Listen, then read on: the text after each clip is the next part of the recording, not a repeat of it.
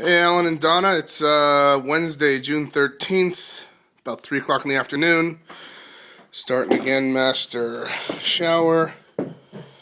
Got our drain here.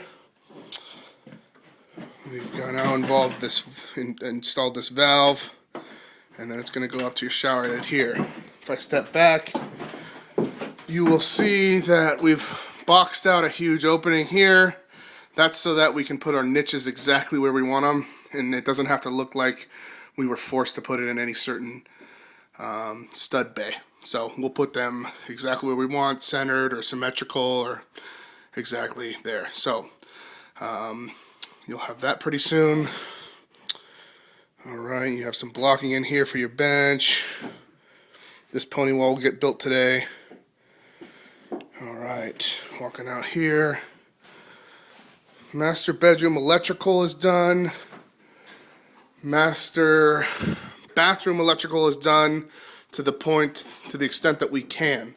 Until we know what sconces you guys have picked out, we won't know exactly where to set our boxes, so we just have long wires run for now. Same thing with our plugs. We'll want to put them perfectly in the center of the backsplash, so we just run long wires and put a remodel box in later. Alright, you got switches. One switch here is going to be for the field. One switch is going to be for a sconce, which is this wire, which is how it's drawn on the plans. I don't know for sure if you guys wanted that, but so you could lay in bed, flip a switch on, and just have one light. Same thing on this side.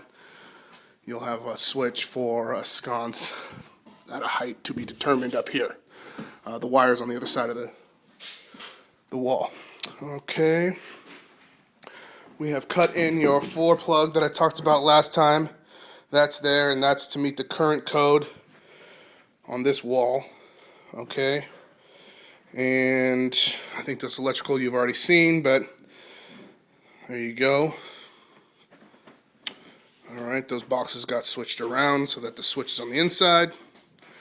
You've got a can up there, can up there. Alright, we now have our box here for a single switch there. Okay. Alright. Bathroom. We did caulk here. And we did a water test and it's staying dry, so that's fine. So we can cover it up and feel safe. This room. Same thing here. We have a couple more patches because of the direction of the joists, but you do have a center light now to meet the code for those two bedrooms. So all the electrical upstairs is done.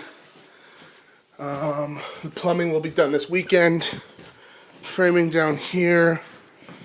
Looks like we finished up some plumbing here. We have this little pony wall, which is just to hold the cabinets and our plumbing.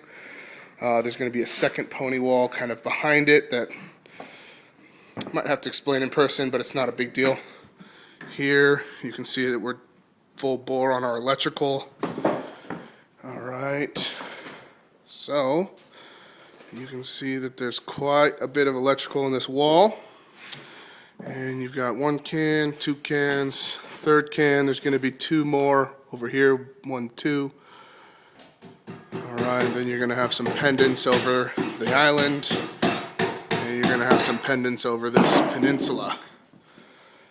So, you're going to have switches and a plug here. Looking back here, there's your other bank of switches. There. Alright, what else is there to see? Small thing, I saw Jeff Frankel from the association stop by today with a contractor's representative to talk about what's going on outside. Apparently the association is responsible for here, that way, for this railing. So they're going to put in a new railing that matches more what's going on over there, which is a newer look that meets the code. You can see that you guys have quite a bit of damage here and here, and so those guys are going to send up a quote. You would be responsible for, anywhere from here, that way, and that way.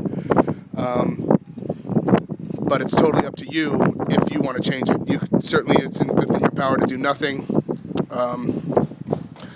But if you are going to have guys out here doing that and you decided to do this also, they're going to send a number for that, and it'll be up to you if you want to do it. And then up here, I asked them to also send an alternate for that. If you don't care about the aesthetics, I would say that you probably don't need to replace the second story. But the first story deck is pretty wobbly. If it was my house, I would probably replace it, pending cost, obviously. So if their cost is too high, then I'll talk to my wrought iron guy and see what he would charge for the same railing. Okay, and we'll be doing the gas out to here also this weekend. And okay, here's your fireplace surround, just so that you know. And here's your dimensions. Okay, 35.5 wide, 24 tall is the opening. And then it goes back 18 inches. And in the back, it's 24 inches wide. So that's from the top. That's from looking at it from the side, from the face. And I think that's all that we know right now. So, signing off. This is Bo. Every time I make one of these, I say I'm going to make it shorter, and it's always too long. So let me know if you want me to try to condense it in the future. Thanks a lot, guys. Bye.